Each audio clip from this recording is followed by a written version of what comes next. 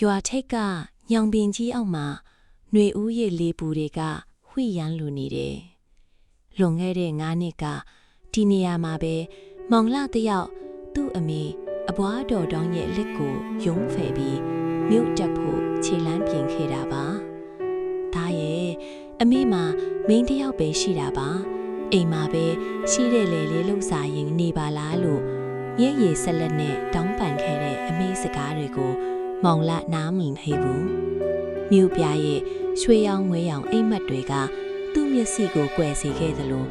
စင်းရဲတဲ့ကျေးလက်ဘဝကိုလည်းသူယွန်ရှာမိခဲ့တယ်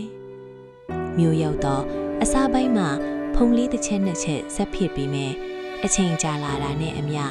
အမေဆိုတာသူ့အတွက်ဝင်တို့ဝင်ပေါ်တစ်ခုလိုဖြစ်လာခဲ့တယ်။အမေစီကဖုံးလာတိုင်းအလုံးရှုနေတယ်ဆိုတဲ့စကားတစ်ခွနဲ့တင်လမ်းခွဲခဲ့တာအခုဆို9နှစ်ငိုင်နေသည်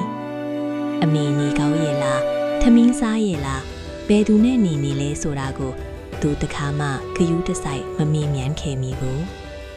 သူစိတ်ထဲမှာတော့အမေဟာကျမ်းမာတန်ဆွမ်းတဲ့မိမကြီးတယောက်အဖြစ်ပဲ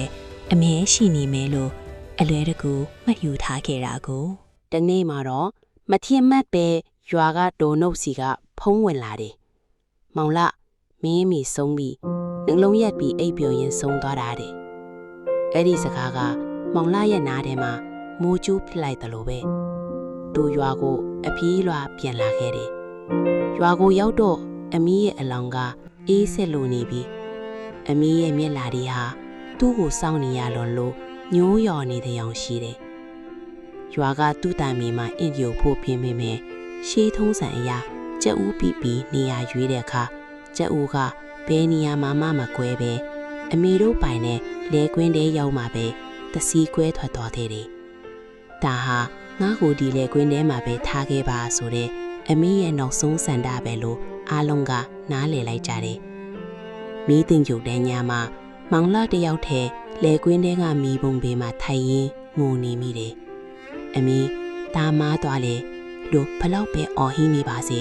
ထွက်ပေါ်လာတာကတော့လေးတိုးတန်တဲ့မီးတောက်တန်တွေပဲရှိပါတော့တယ်။သူဟာအမေရှိစဉ်ကအမေချစ်ကြွေးတဲ့ဟင်းတစ်ခွက်ကိုတောင်တန်ဖိုးထားပြီးမစားခဲ့မိတဲ့ကိုတတ်တည်ခြင်းလောက်အောင်နောင်တရနေခဲ့ပါတယ်။စိတ်ဆင်းရဲမှုကိုမခံနိုင်တဲ့အဆုံးမောင်လာဟာအရက်ကိုအလွန်အကျွမ်းသောက်ပြီးနောင်တတွေကိုဖြေဖြောက်ဖို့ကြိုးစားခဲ့တယ်။တညမှာတော့မူးမူးယူးယူးနဲ့ဆိုင်ကယ်စီးရင်လမ်းဘေးကလဲခွင်းထဲကိုပြင်းပြင်းထန်ထန်မောက်ကျသွားမှာတော့တယ်။တတိလစ်သွားတဲ့အချိန်မှာတော့သူဟာမြို့ကိုးတွေဝေမိုင်းနေတဲ့ထူးဆန်းတဲ့လောကတစ်ခုထဲကိုရောက်သွားခဲ့တယ်။အဲ့ဒီမှာဆုံးပွားသွားတာကြာပြီဖြစ်တဲ့သူ့အဖေနဲ့အခုမှဆုံးသွားတဲ့သူ့အမေကိုပြန်တွေ့လိုက်ရတယ်။အမေဟာဟိုးအရင်ကလိုပဲပြုံးပြုံးလေးစောင့်နေတာပါ။မောင်လာဟာအမေခြေသလုံးကိုဖက်ပြီးသားကိုတက်လိုက်ပါမေသားကမိုက်တဲ့သားပါလို့တောင်းပန်ခဲ့တယ်။ဒါပေမဲ့အမေကသူ့ကိုရိုက်မယ်အစားခေါင်းလေးကိုပုတ်ပြီးအမေဘယ်တော့မှမင်းကိုစိတ်မဆိုးခဲ့ပါဘူးတာကြီးမိဘဆိုတာသားသမီးဘလောက်မှခွင့်လွတ်ဖို့အမေအသင်ရှိနေတာမှာတဲ့အမေကသူ့ကိုသူ့အကြိုက်ဆုံးဟင်းလေးတွေနဲ့ထမင်းတနာကြွေခဲ့တယ်ဒါဟာသူ့ဘဝမှာအမြင့်ဆုံးနဲ့အလွမ်းဆုံးထမင်းတနတ်ပါပဲပြီးတော့အမေကဒါပြန်ရတော့မယ်အမေတို့အိမ်နဲ့လယ်ခွင်းလေးကိုတော့စောင့်ရှောက်ပေးပါအောင်လို့အမကြားပြီးသူ့ကိုတွန်းလွတ်လိုက်ပါတယ်